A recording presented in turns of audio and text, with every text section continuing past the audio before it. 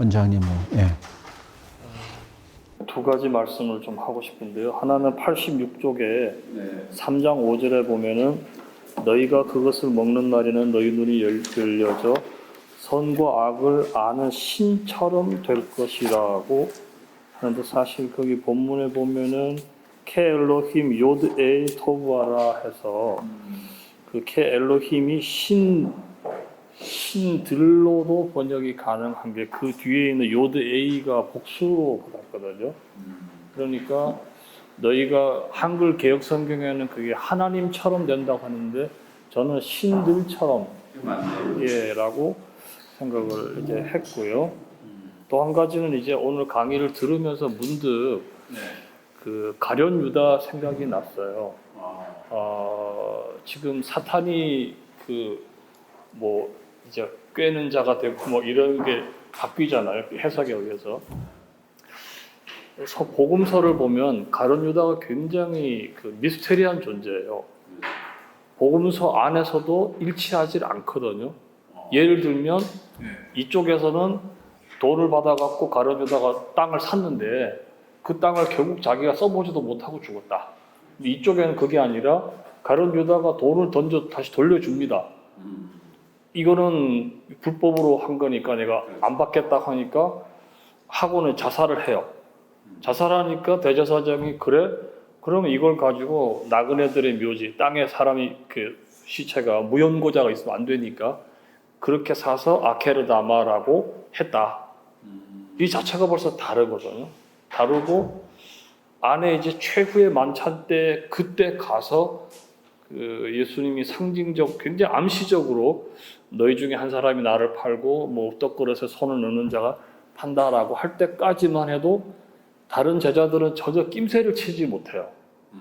이게 악한 인간이었으면 같이 계속 3년을 다니면서 봤던 제자들이 저 녀석이 아닐까라고 했을 텐데 누구냐고 계속 물어야 될 정도로 굉장히 몰랐다는 거고, 성경도 어떻게 보면 굉장히 궁색한 해명을 하는데 마귀가 들어가서 그렇게 해버렸대요. 그래서 이게 마지막 소위 말하는 그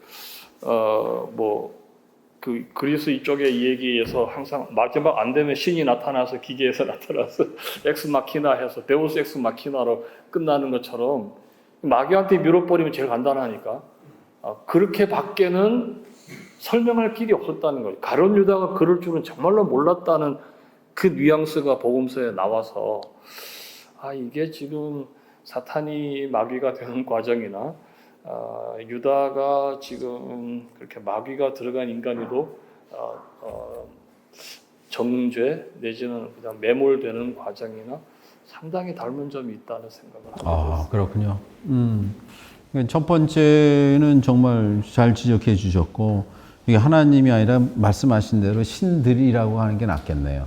왜냐하면 엘로힘, 그 다음에 이제 거기에 현재 분사형이 복수로 나오니까 요데이, 그거는 신들이라고 한 것 같고, 그러니까 엘로힘이라는 단어가요, 성서에 등장하면 히브리어가 하나는 이스라엘의 신을 엘로힘이라고 했고, 이스라엘 사람들의 신이 아닌 이방 신들 할 때는 복수예요.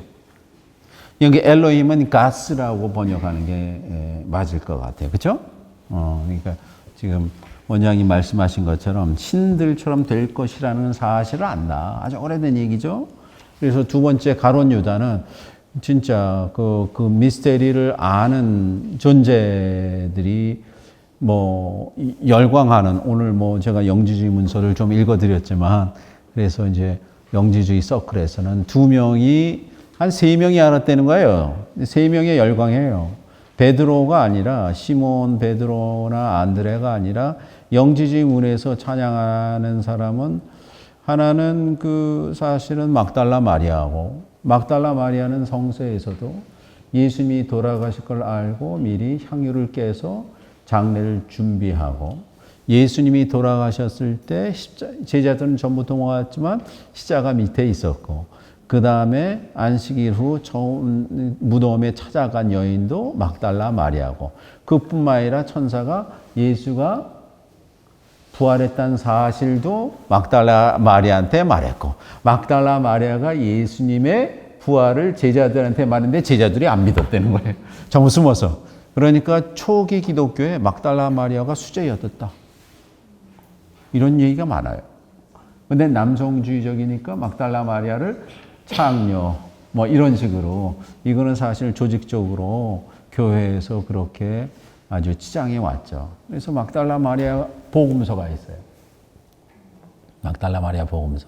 두 번째, 가론 유다 복음서가 있어요. 그 다음에 또 하나는 예수의 이제 의심 받는 제자는 도마 복음서예요.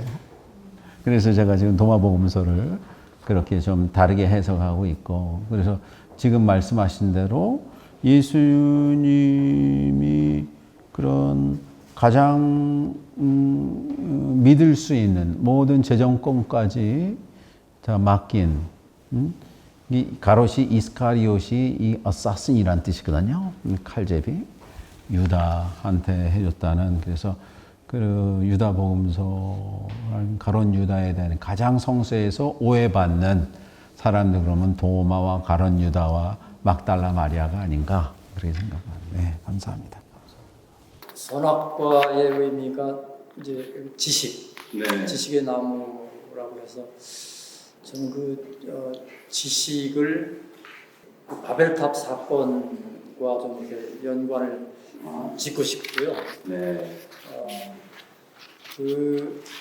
지금으로 보면 이제 원시 시대인데 네. 그 당시에 이렇게 탑을 쌓을 수 있었다는 것은 그만큼 과학 기술이 그 당시에 이렇게 발달했었다는 걸 의미하기 때문에 바벨탑은 과학 기술과 지식이 높아지는 걸 상징하는 게 아닌가 그렇게 생각이 들고요. 네.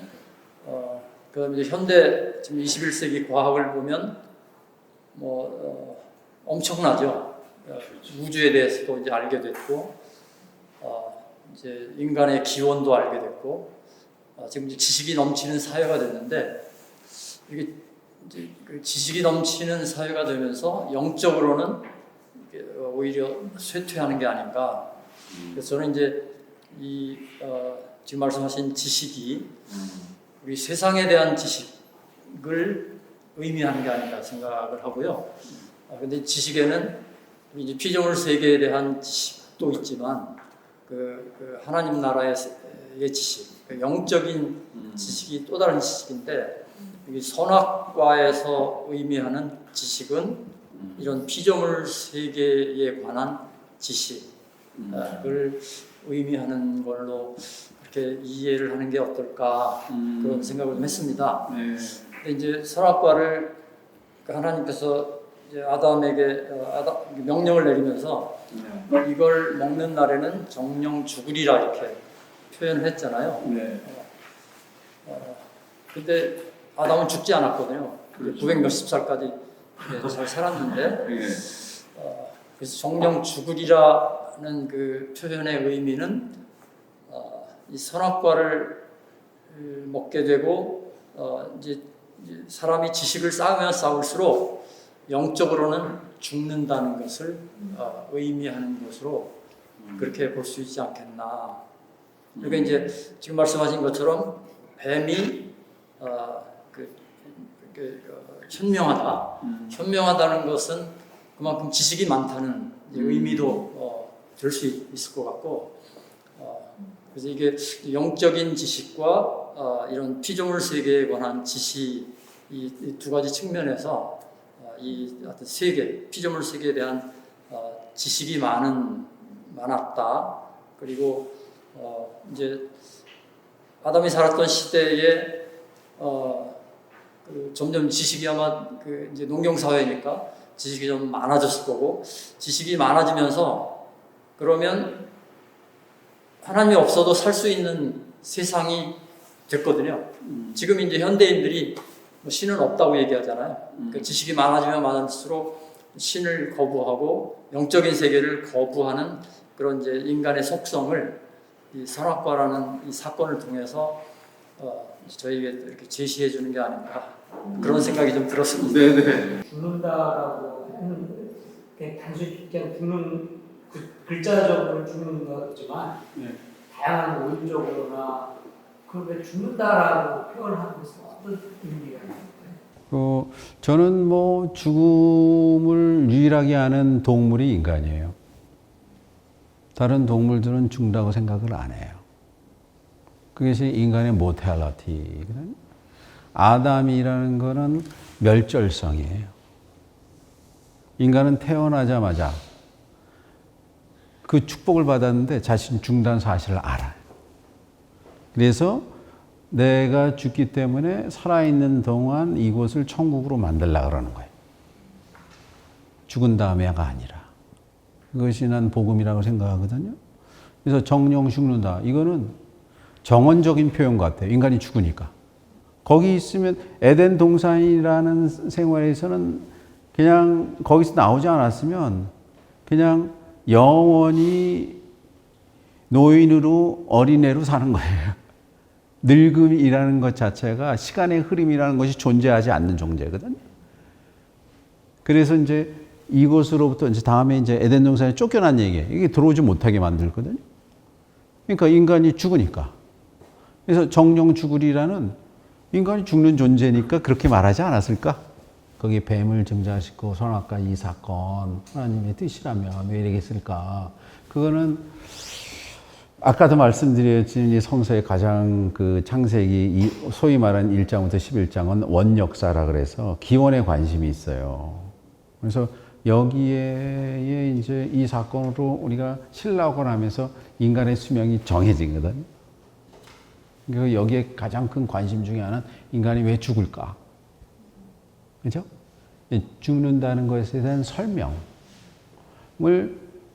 그렇게 그리고 에덴 동산으로부터 쫓겨났을 때 우리는 어떻게 살아야 됐을까?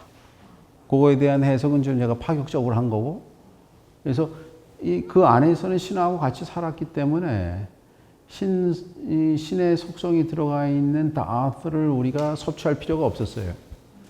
그러나 에덴 동산에 나왔을 때는 우리가 하나님을 아는 지식을 우리 마음속에 갖고 있어야 되는 그런 힌트가 아닌가 이렇게 생각을 했어요.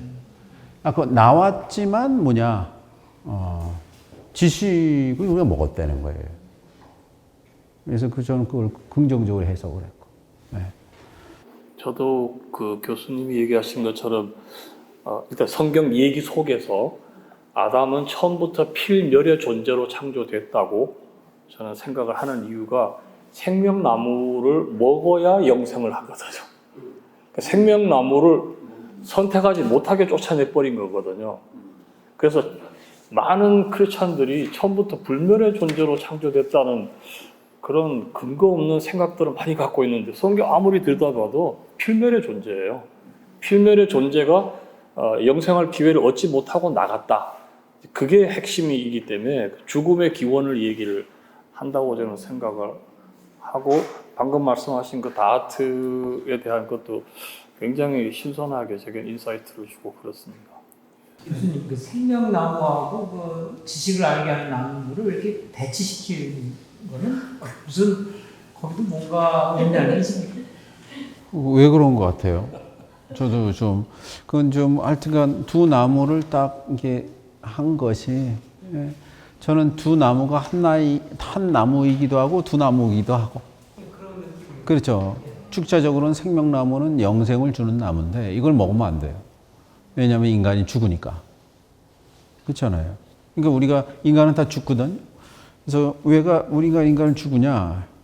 그랬기 때문에 사실은 우리가 그 신의 핵심이 담아 있는 지식, 다스를 품고 있기 때문에 죽는 것 같지만 살고 순간이지만 영혼을 살 수 있는 힘이 있지 않는가 이런 생각을 했어요.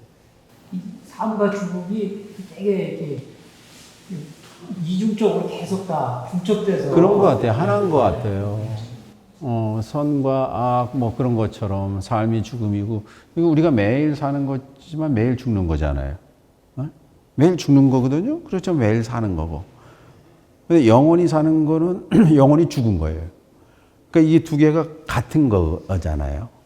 우리 세포가 많이 죽고 있고 그렇지만 내가 지금 의식하고 있고 그래서 이건 맞물려서 가고 있는 거예요. 그래서 항상 그래서 선, 악, 그 다음에 어둠, 뭐 어저께 제가 애들 교육을 했는데 거기에 제가 읽은 것 중에 한 시가 등장하는데 거기에 진정한 의미의 파울로 네루다 시를 읽었어요.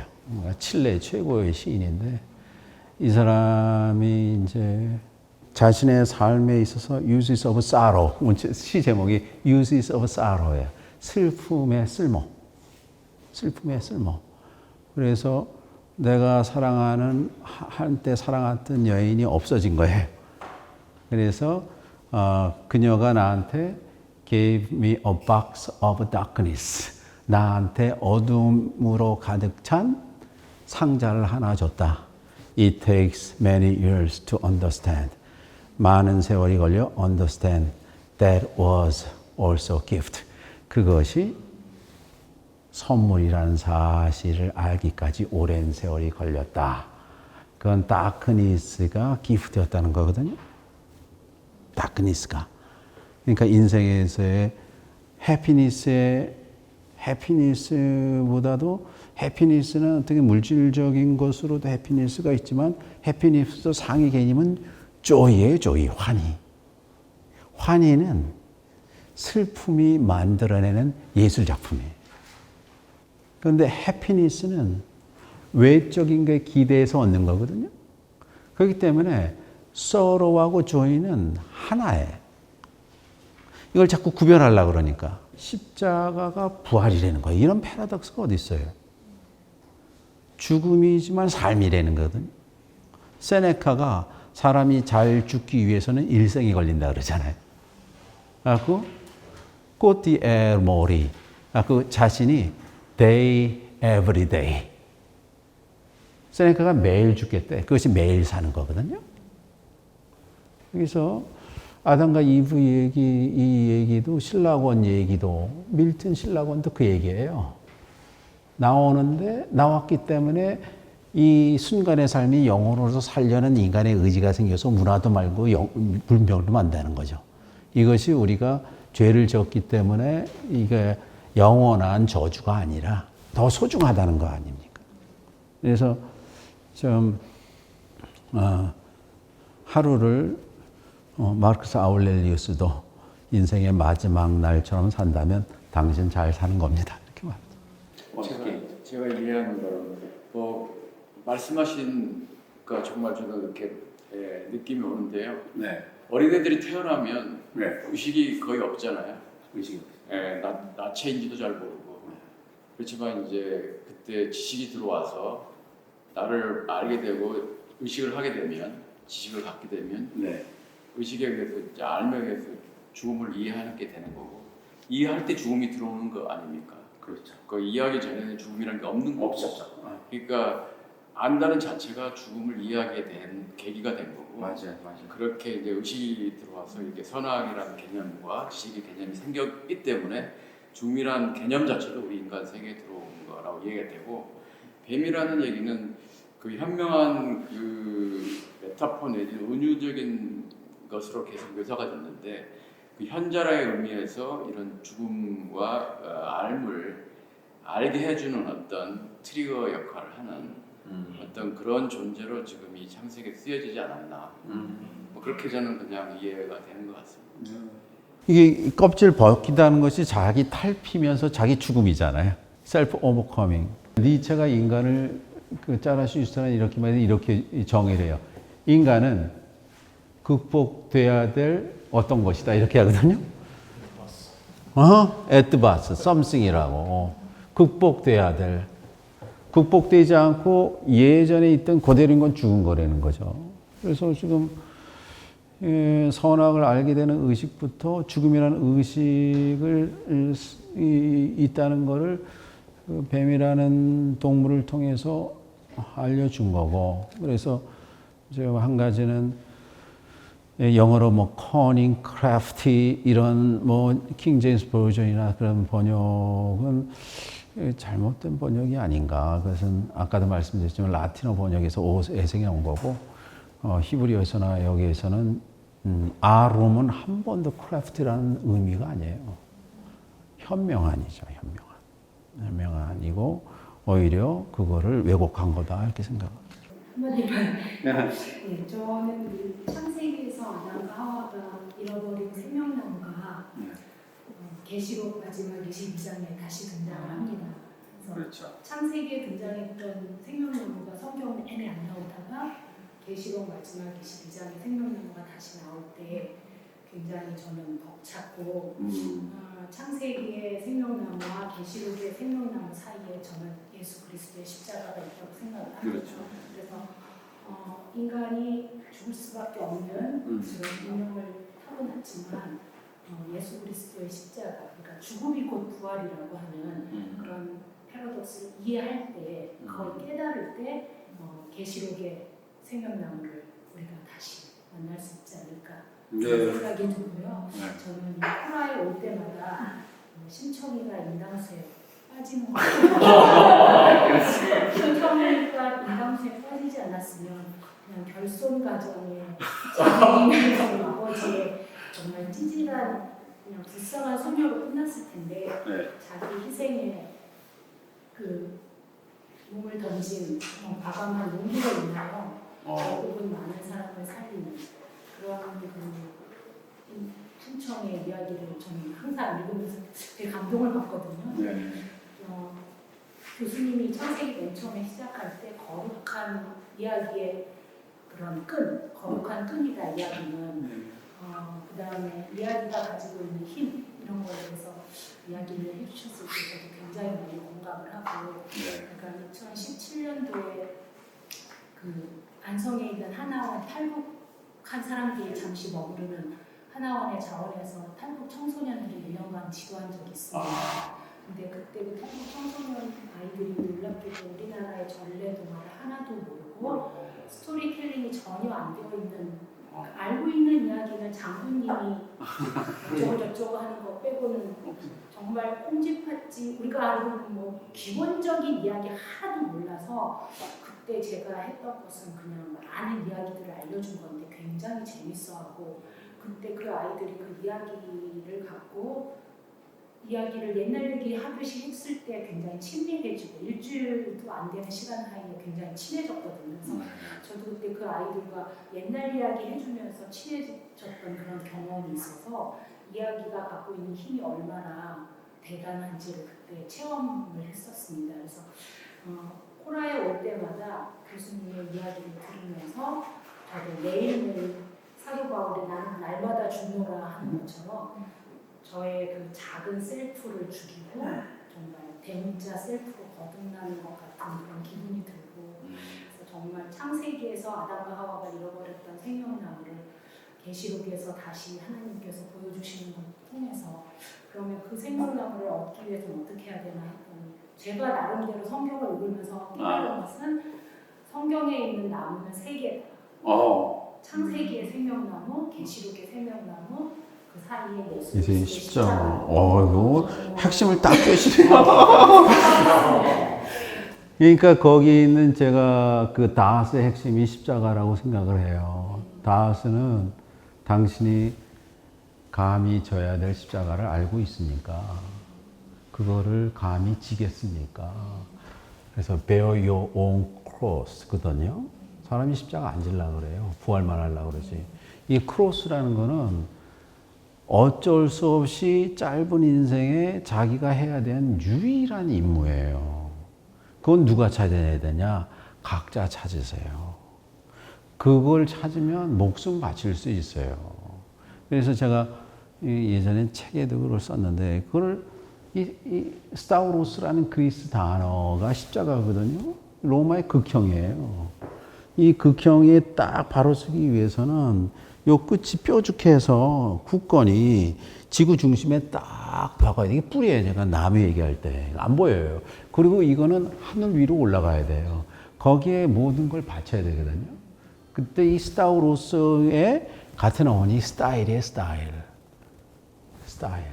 이게 스타우로스가 그리스에서 여러분 삼성의 스타일러스 아시죠?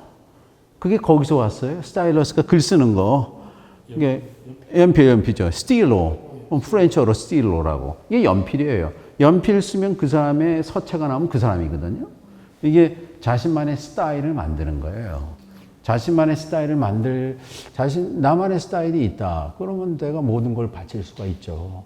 그러니까 인간들이 자신의 스타일을 모르고 남의 스타일을 흉내내니까 재미가 없어요. 그러니까 자신의 스타일을 만나기 위해서는 죽음의 순간을 경계를 넘어가야 돼요. 제가 흔히 말하는 마의 30km를 넘어가야 돼요. 마의 30km, 마라톤에서 30km를 하기 위해서는 오랫동안 수련해야 돼요. 많이 뛰어야 돼요. 사람들이 20km 가다 금방 해요.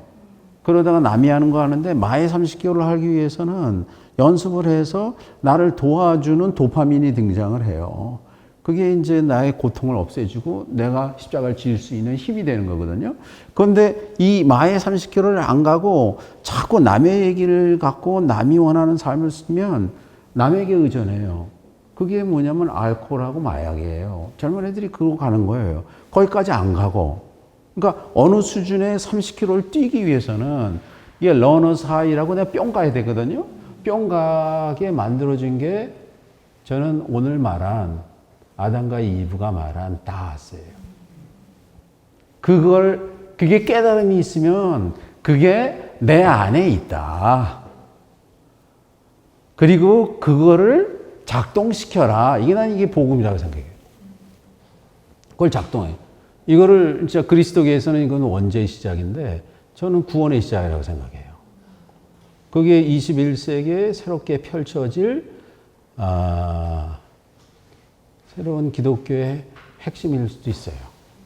그래서 그게 십자가예요. 나의 십자가. 예수가 그래서 내가 이렇게 죽었으니까 너도 당신이 질 만한 십자가가 있습니까? 라고 묻는 거거든요. 나처럼 행동하라 그러지 나를 믿으라 그런 적이 없어요. 나처럼 행동하라는 거죠. 이게 이제 그래서 오늘의 다아스 얘기는 복음의 시작이기도 해요. 저 말씀하신.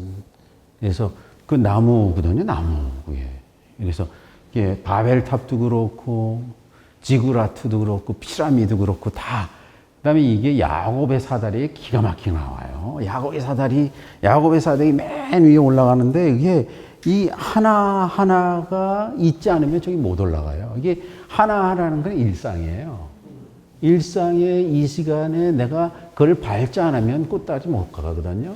근데 이게 불가능을 가능하게 왜? 그 끝이 하늘에 걸려있기 때문에. 그게 올라가면 되는 거예요. 그걸 깨달았어요. 그게 야곱의 깨달음이고 베델의 역사고 야곱의 씨름이거든요. 그래서 이게 그 연결되는 스토리. 이곳이 하나님이 계신 베이스엘인데 그거를 로 야다티 내가 알지 못했다. 이게 똑같은 야다가 똑같이 등장을 해. 내가 깨닫지 못했다. 그건 여기가 그런줄. 그 야다란 단어가 계속 등장해요. 핵심이죠, 핵심. 그래서 그거를 나는 오늘 그 얘기에서 신기하게 모든 깨달음의 과실을 인간이 먹었다는 걸로 해석할 수도 있다. 저도 뭐 이런 얘기가 시작이니까 여러분도 한번 고민해 보시면 어떨까 이런 생각을 했어요. 교수님이 장례 기장 여기 아내라는 때 아내 이게 어원이 뭔가요? 이샤예요, 이샤. 그러니까 어는 이씨라고 남자에서 파생돼. 이건 나중에 등장한 단어예요. 파생되는 히브리 이샤라고. 근데 그러면 이게 여성에 대한 비하 아닌가요? 아니 뭐 그런 게 있어요. 그 셈조거에서는 여성을 할 때 어미 아를 붙여요. 그 셈조거 전체에서 그런 게 있어서. 김현수 교수님 뭐 말씀하신 거 있으세요?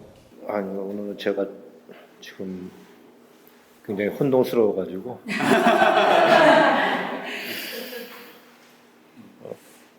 평소에 굉장히 정리가 돼 있었던 것 같은데 오늘 지금 강의 듣고 나니까 완전히 다시 케이오스로 빠져버렸습니다. 그래가지고 지금 계속 생각을 하고 있는데 뭘 질문이 나올 것 같기도 한데 지금 그 질문도 지금 못할 것 같고 좀 그렇습니다. 나중에 한번 다음 시간에 또 이렇게 하시죠. 네, 수고하셨습니다.